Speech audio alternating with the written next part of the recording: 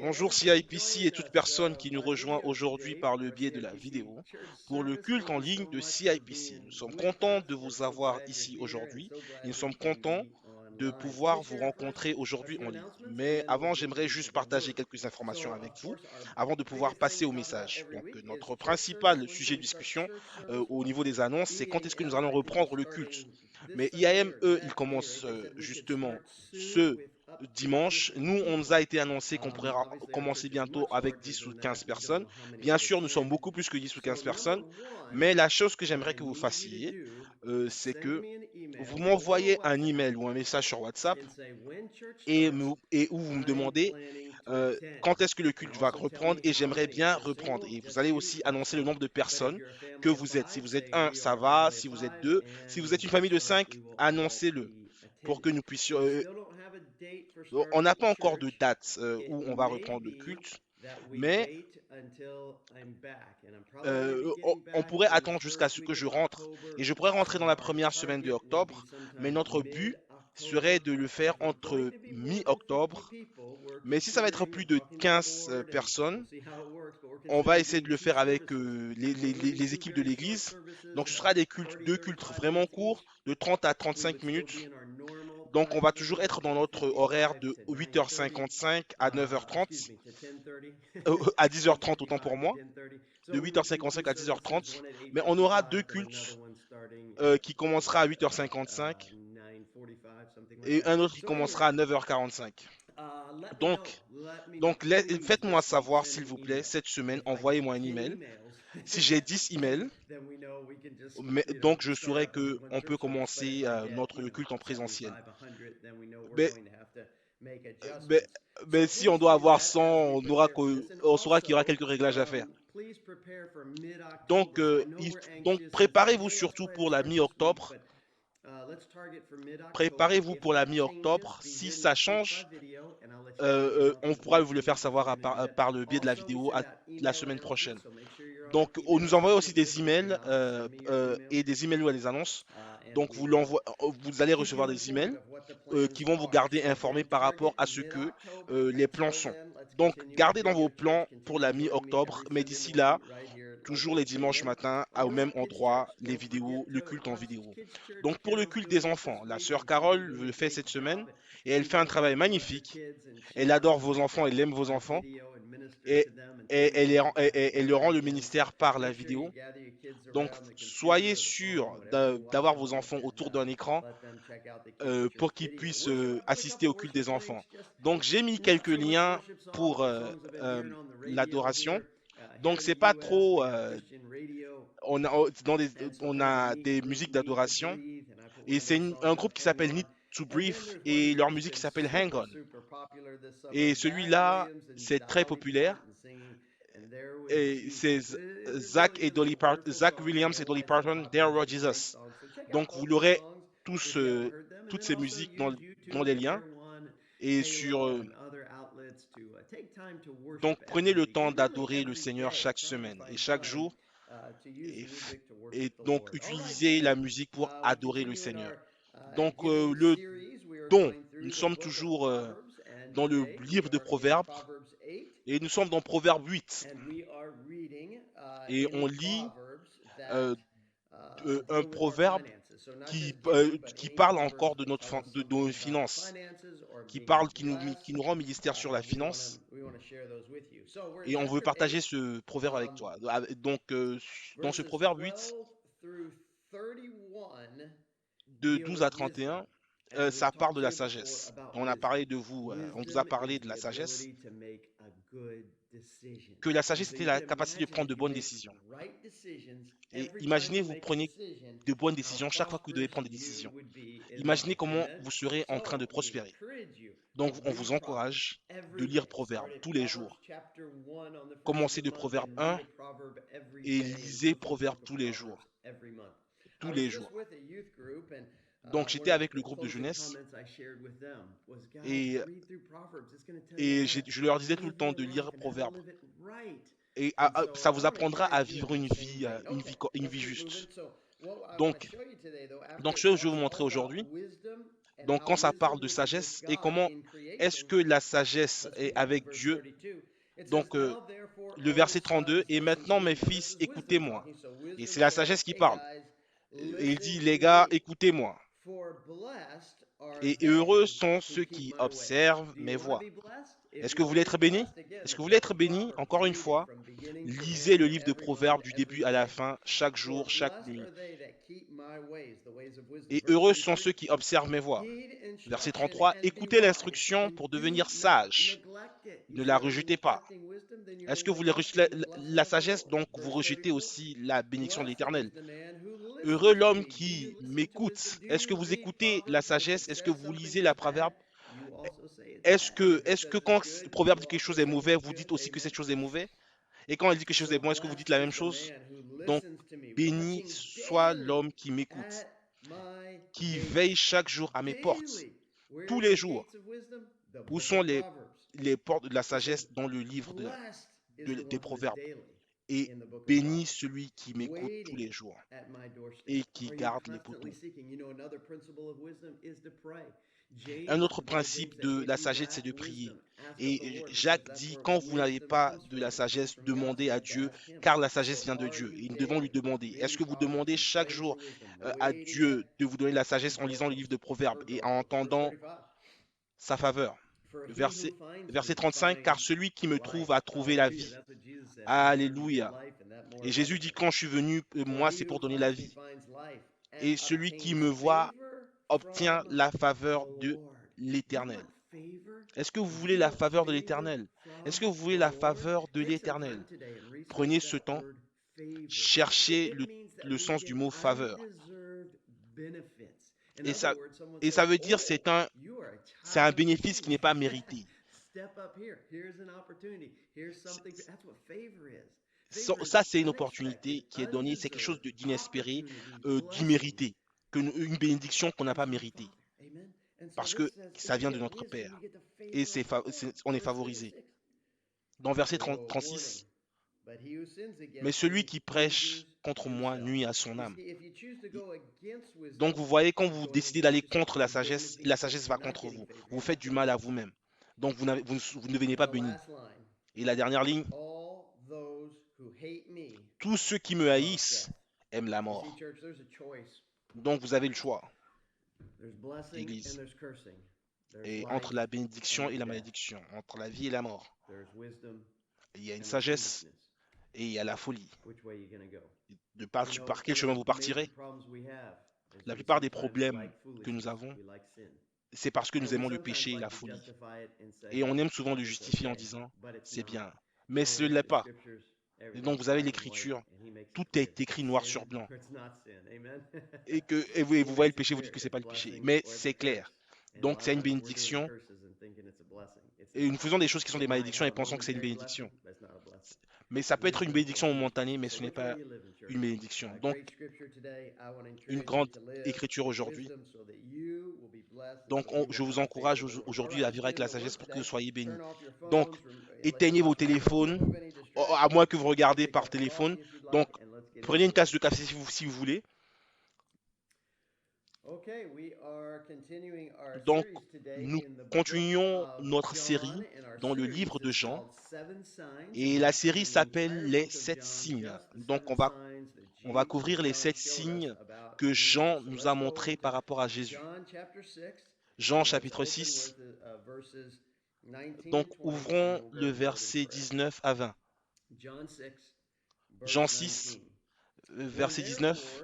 Après avoir ramé environ 25 ou 30 stades, ils virent Jésus marchant sur la mer et s'approchant de la barque.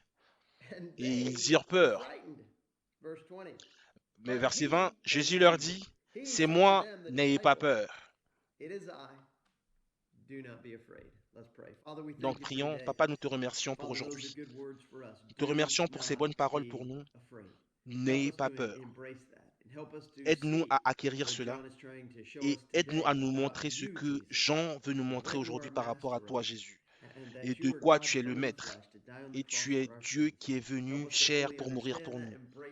Aide-nous à comprendre cela par ce message que nous lisons aujourd'hui et que notre foi puisse augmenter et pour que nous puissions te suivre plus fidèlement.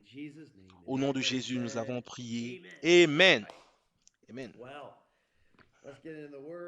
Donc, commençons avec la parole. Donc, on va faire un rappel rapide. Donc, le premier message, c'était juste une introduction des 7 signes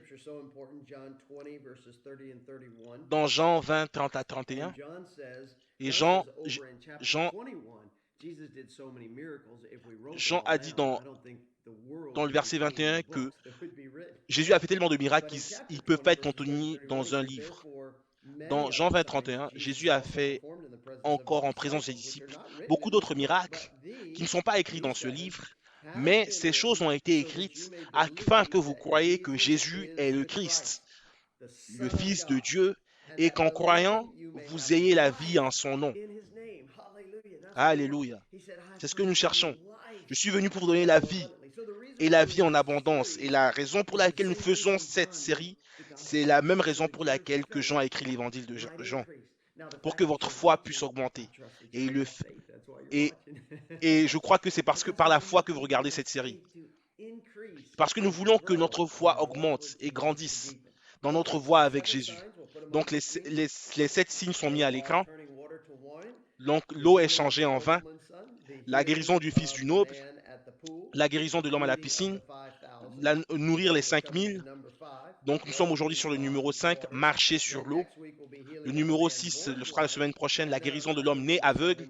Et le numéro 7, résurrection de Lazare d'entre les morts. Donc très rapidement, parcourons les signes que nous avons vus.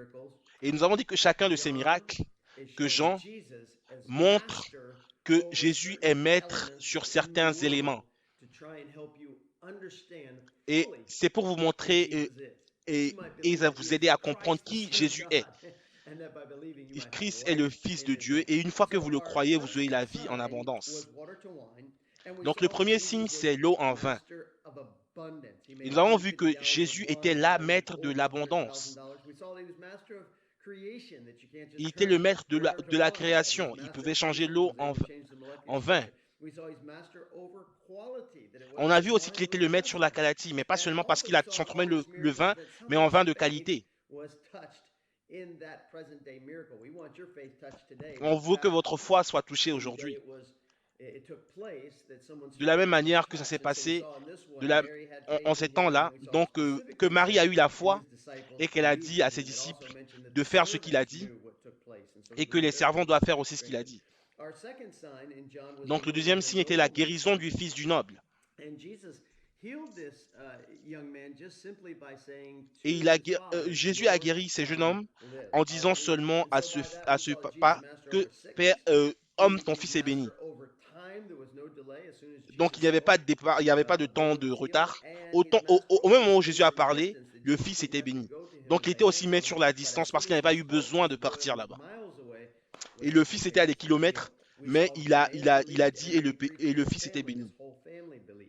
Il a prêché à toute la famille et la famille a cru.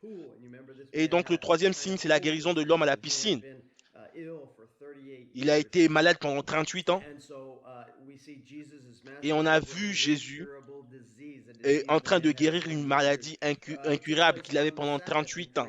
Et le jour du sabbat, ça a ramené des débats et Jésus a montré qu'il était le maître sur le sabbat. Et qu'on ne doit pas vivre quant au légalisme de la religion, mais on doit vivre par l'esprit. Et on a vu que Jésus aussi était le maître sur les remèdes miraculeux. Et parce qu'il croyait en fait que les gens croyaient que l'homme devait plonger pour que il soit béni, mais il a été béni sans pour autant que cela se fasse. Et il a aussi montré que Jésus est le maître sur le manque d'espoir.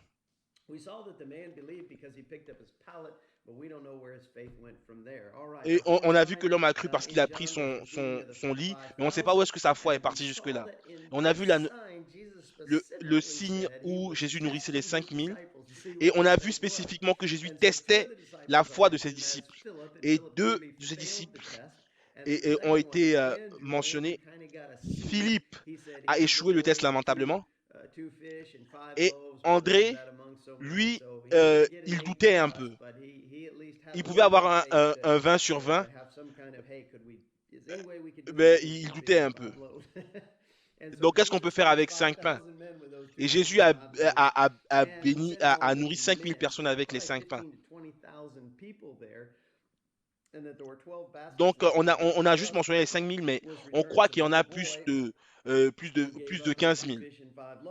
Et avec ces deux poissons et ces cinq pains, il a nourri toutes ces personnes. Et on a montré aussi que Jésus est le maître sur la quantité encore une fois. Et parce qu'il a tellement nourri ces gens-là qu'il restait même des paniers qui étaient remplis. Et il est aussi le maître sur les lois naturelles parce que les pains ne se multiplient pas dans des paniers. Il a cassé le pain en deux. Et donc le pain s'est multiplié jusqu'à ce que euh, 20 000 personnes puissent être nourries. Et on a vu aussi qu'il était le maître sur les statistiques impossibles. Et parce que Philippe disait que si on travaillait, on dépensait tout l'argent qu'on avait, on n'aurait pas pu bénir. Et donc on essaye juste de voir combien l'argent fait, combien cet argent-là fait aujourd'hui dans notre monnaie d'aujourd'hui, mais Jésus a prouvé par cela qu'il était le maître sur les statistiques impossibles. Donc aujourd'hui, nous voyons que Jésus marche sur l'eau. Et dans le livre de Jean 6, 15, dans le verset 2, et Jésus, sachant qu'ils allaient venir l'enlever pour le faire roi, donc c'est parce qu'il les a nourris, les 5000, ou bien les 10 000 ou les 15 000, les gens voulaient en faire un roi. Et voilà, quand vous lisez ce verset, vous dites pourquoi Jésus n'a pas accepté en fait. Et ce serait été un grand honneur pour lui. Mais il n'était pas venu pour ça, il était venu pour aller mourir à la croix. Pas pour être le roi ici sur terre, mais d'être euh, le roi des rois au ciel. Et le dernier passage de ce verset 15, il dit que il se retira de nouveau sur la montagne lui seul. Jésus avait besoin d'être seul. Et le coronavirus nous a poussé à être seuls, mais des fois dans notre vie, nous avons besoin aussi d'être seuls pour être avec le Père, pour parler à Jésus. Et ce que j'ai compris, c'est qu'on ne peut pas supporter d'être seul. Et quand on est seul, on regarde la télé, parce qu'on essaie de combler ce silence. Est-ce que je peux vous encourager aujourd'hui de prendre le temps d'être seul? Pas de téléphone, pas de télévision, pas d'ordinateur, pas de podcast, pas de musique. Juste seul avec le Seigneur. Et soyez seul avec Dieu. Et priez pour la sagesse. Et on doit prier pour la sagesse, pour avoir de nouvelles pensées, pour que nos pensées soient renouvelées. Dans le verset 16, et quand le soir fut venu, ses disciples descendirent au bord de la mer. Et étant montés sur la barque, ils traversaient la mer pour se rendre à Capernaum. Il faisait déjà nuit et Jésus ne les avait pas encore rejoints. Donc il fait sombre. Ils ne savaient pas ce que Jésus, ils savaient pas ce qu'ils devaient faire. Donc Jésus leur dit d'aller dans l'autre rive. Est-ce qu'on doit vivre avec Jésus ou bien partir et laisser Jésus? Donc Jésus ne s'est pas montré. Donc ils ont pris la décision de traverser. Donc vous vous rappelez où ils étaient quand ils nourrissaient les 5000? Est-ce que vous vous rappelez de la ville? Tibérias. Et dans le verset, il nous dit qu'ils sont partis à Capernaum. Donc vous pouvez voir sur votre carte. Donc, donc de Tibérias à Capernaum, c'est autour de 16 kilomètres à pied, mais 9 kilomètres par bateau. Donc vous devez comprendre que la distance est importante quand nous continuons notre histoire. Donc dans le verset 17, il est dit que Jésus n'était pas encore, les avait pas encore rejoints. Donc ça veut dire qu'ils attendaient Jésus et que Jésus ne s'était pas montré. Il devait quitter plus tôt, mais Mais comme Jésus n'est pas revenu, ils ont décidé de partir sans Jésus. Et c'est pourquoi Jésus a commencé à marcher sur l'eau en fait. Donc des fois dans notre vie, on a l'impression que Jésus est en retard. Mais je vais vous dire aujourd'hui quelque chose. Jésus n'est jamais en retard. Il est toujours à l'heure. Et nous pensons à comment est-ce que l'histoire aurait pu évoluer. Et s'ils avaient continué à penser à Jésus, peut-être une autre heure, ou bien 2 autres heures. Et c'était des pêcheurs, les disciples, donc ils savaient comment lire les messages de la mer. Donc ils ont vu le vent se lever, ils ont vu que c'était difficile, ce serait difficile que si on ne quitte pas maintenant. On doit...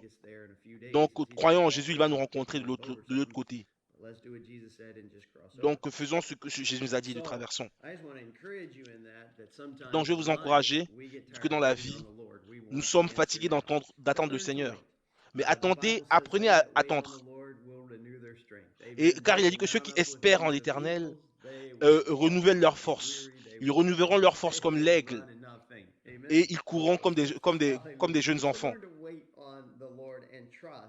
On- donc apprenez à attendre Jésus et sachez qu'il n'est jamais en retard. Verset 18. Et il soufflait un grand vent et la mer était agitée. Donc la mer de Galilée n'est pas vraiment grande, c'est plutôt un grand lac. Mais il peut avoir de grosses vagues hein, qui vont jusqu'à 2 mètres. Bon, des vagues assez sérieuses. Dans verset 19, il est dit, après avoir ramé 25 ou 30 stades, donc attendez. Donc, pour vous dire la distance entre ces deux villes, entre Tibériade et Capernaum, et c'était à peu près à 16 km à pied et 9 km à bateau. Donc, donc j'ai vu. Donc on va dire que le voyage dure à peu près 9 km par bateau. Donc c'était peut-être aux 2 tiers du voyage et ils virent Jésus marchant sur l'eau, s'approchant de la barque et ils eurent peur. Donc ils ont vu Jésus venir et ils ont eu peur. Ils ont vu des vagues et puis ils voient Jésus marcher sur l'eau. Donc chaque fois qu'il y a des problèmes, il y a toujours 2 choses. Il y a les vagues et il y a Jésus. Donc écoutez la musique que j'ai mis en description de Zach et Dolly et ça parle de là où il y a Jésus. Parce que dans chaque tempête, il y a Jésus. Vous devez avoir confiance en cette parole. Et chaque fois que vous voyez une tempête, vous devez savoir que Jésus est là. Et vous devez faire attention à vous concentrer à quel phénomène se concentrer, Jésus ou la tempête. Et donc la question est de savoir sur quoi ils s'étaient concentrés, sur les vagues ou Jésus. Vous savez, ces gens sont des pêcheurs et ils connaissent la mer, et ils connaissent les vagues et le vent. Et ils travaillaient, et ils luttaient contre le vent. Et ils ont fait une part importante. Ils avaient dépassé la moitié du voyage. Et soudainement, ils voient quelque chose qui s'approche. Et réaliser qu'il n'y a pas de moteur. Et il n'y a rien de plus rapide que ce que nous faisons la rame. Et quand ils ont vu quelque chose s'approcher de la barque, qui venait plus rapidement pour eux, ils ont naturellement eu peur, car ils n'avaient jamais vu quelque chose comme ça de leur vie. Donc je crois que la raison principale qu'ils ont eu peur,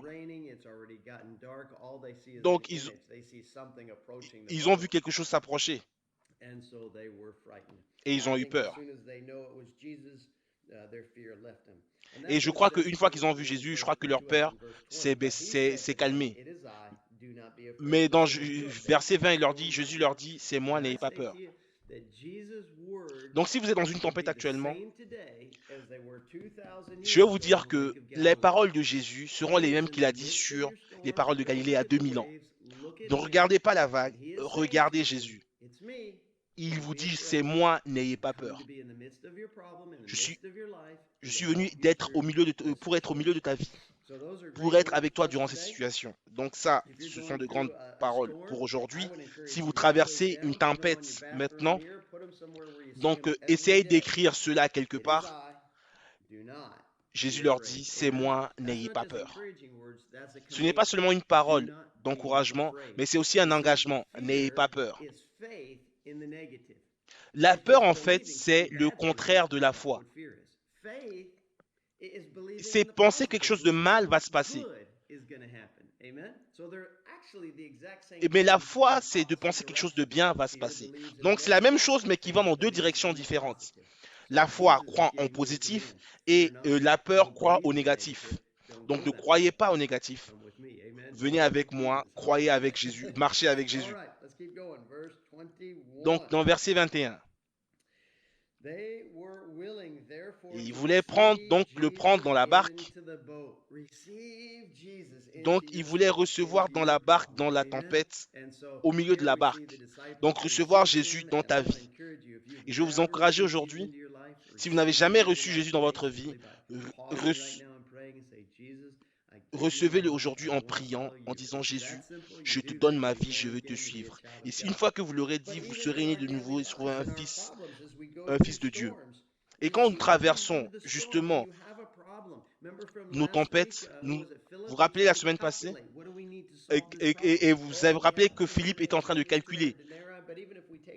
Donc même si nous prenons tout l'argent que nous avons, ça ne pourra pas nous aider à régler le problème. N'essayez pas de calculer avec Dieu. Allez à Jésus. C'est moi, n'ayez pas peur. Recevez-le.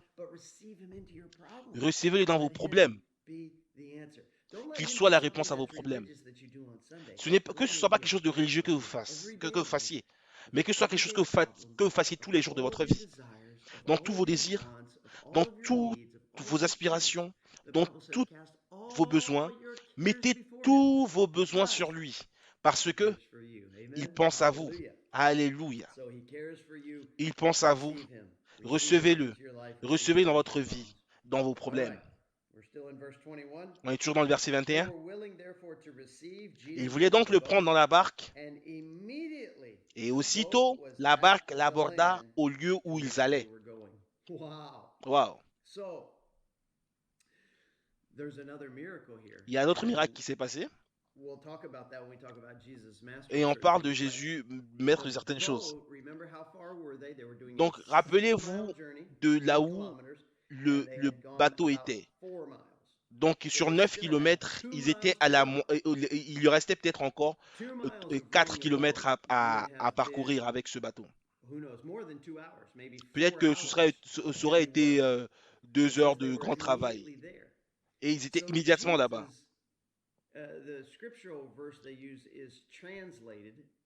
Donc, c'est plus de la téléportation dans l'espace-temps, de manière instantanée, bouger d'un point A à un point B. Donc, c'est comme dans les films de science-fiction, on peut dire que Jésus s'est téléporté en fait. Donc, il a bougé la matière, lui et les disciples, d'une manière instantanée. Et ils ont disparu et apparu. Et on espère pouvoir le voir un jour. J'aimerais lire le 22-25. Ce ne fait pas partie de notre message, mais ça parle un peu du contexte général. Donc du verset 22 à 25, la foule qui était restée de l'autre côté de la mer avait remarqué qu'il ne se trouvait là qu'une seule barque et que Jésus n'était pas monté dans cette barque avec ses disciples, mais qu'ils étaient partis seuls. Le lendemain, comme d'autres barques étaient arrivées de Tibériade, près du lieu où ils avaient... Donc faites attention, la foule, ils ont remarqué que les disciples sont rentrés dans une barque, ils ont quitté et que Jésus n'était pas dans la barque avec eux. Et d'autres barques étaient arrivées de Tibériade près du lieu où ils avaient mangé le pain et après que le Seigneur eut rendu grâce. Verset 24, gens de la foule, ayant vu que ni Jésus ni les disciples n'étaient là, montrèrent eux-mêmes dans ces barques et allèrent à Capernaum à la recherche de Jésus. Verset 25. Et l'ayant trouvé au-delà de la mer, ils lui dirent, Rabbi, quand es-tu venu ici? Wow. Et on a lu le dernier verset la dernière fois. Donc vous me cherchez à cause des repas gratuits. Donc, mais ils ont reconnu Jésus et ses miracles. Et quand ils ont dit ces mots à Jésus, ils ont dit, Rabbi, quand es-tu venu ici? Et je ne pense pas que cela était vraiment la question. Ils ont reconnu que les disciples ont quitté avec des bateaux et qu'il n'y avait pas d'autres bateaux qui étaient partis. Jésus, comment es-tu arrivé ici? Et Jésus, la foule a reconnu en Jésus quelque chose de miraculeux, que Jésus était toujours en ligne, sur la terre, mais comment est-ce qu'il a pu marcher si loin? Et la question était, comment est-ce que tu as pu arriver là? Jésus, comment es-tu arrivé ici? Et par ce signe, Jean nous montre que Jésus est maître d'abord sur les tempêtes. Et est-ce qu'il y a une tempête dans votre vie? Jésus est maître là-dessus. Numéro 2, il est le maître sur son destin et, on lui a dit on veut faire de toi un roi, mais je n'ai pas besoin d'être un roi. J'ai besoin de sacrifier pour toi. Et il est aussi le maître sur votre destin, si vous êtes un enfant de Dieu. Il a un plan pour vous. Il va vous diriger vers le bon endroit. Il ne va pas vous laisser dévier vers la mauvaise direction. Il vous mettra toujours sur la bonne voie. Mais des fois, même si nous dévions, Jésus peut nous ramener sur le chemin. Pour nous rediriger vers cette destinée qu'il a pour nous. Jésus est le maître sur les tempêtes, sur le destin. Il est le maître sur les lois de la gravité. On ne marche pas sur l'eau. Parce que la gravité nous attire vers le bas. Mais il est le maître sur la loi de la gravité. Il est aussi le maître sur l'espace-temps. Et n'oubliez pas qu'il marchait seulement sur l'eau, mais il a apparu là où le bateau était, alors que le bateau était au beau milieu de la mer. Et il ne pouvait pas marcher d'une manière normale. Mais ça veut dire qu'il se transportait, il se téléportait d'un point à un autre.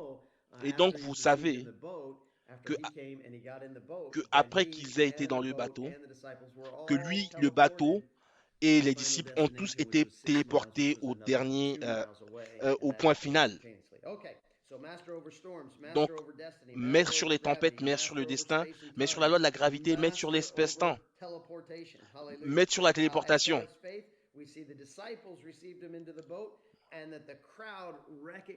Et la foule a reconnu quelque chose de miraculeux qui s'est passé.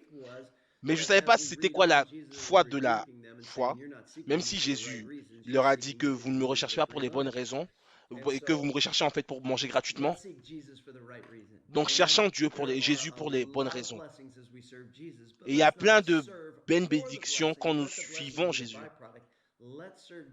Donc servons Jésus pour le mieux le connaître et marcher avec lui. Amen. Donc c'est la fin de notre message aujourd'hui. Donc finissons par la prière, mais avant de prier, j'ai une question à vous poser. Quelle est la tempête à laquelle vous faites face dans votre vie maintenant? Le Covid-19, et c'est une tempête auquel nous faisons tous face. Certains sont débrouillés, des gens ont beaucoup souffert. Peut-être qu'il y a d'autres tempêtes en addition de celle-là, que vous êtes malade. Peut-être que vous êtes comme cet homme à la piscine pendant 38 ans qui était sans espoir. Et peut-être que à cause du Covid-19, vous ne pourrez pas voyager, vous avez perdu votre emploi, vous voulez voyager, rentrer à la maison, vous ne pouvez pas. Vous voulez traverser plein de tempêtes dans votre vie.